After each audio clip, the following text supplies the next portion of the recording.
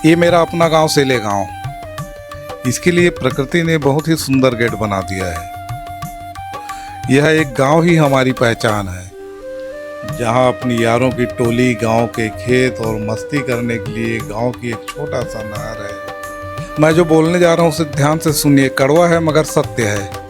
यह एक ऐसी भावनात्मक सच्चाई है जो आज के दौर में अनगिनत परिवारों की कहानी है।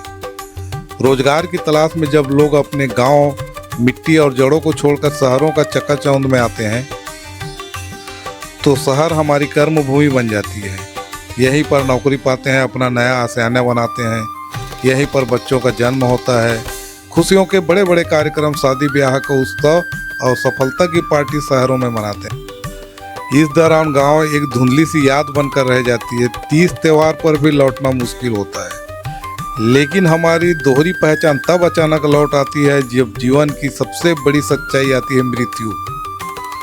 दुख की इस घड़ी में हमें अपना गांव याद आता है, पूर्वजों की आत्माएं याद आता है, जो खुशी की घड़ी में कभी याद नहीं आया। दुख की इस घड़ी में यही हमारा गांव हमारे साथ खड़ा होता है। इसलिए हमें अपनी सारी खुशियां, त्योहार इसी गांव में मनाना चाहिए जहां हमें मृत्यु के बाद आना है। गांव में कोई पराया नहीं होता, हर घर अपना होता है। सभी एक परिवार की तरह आज भी रहते हैं।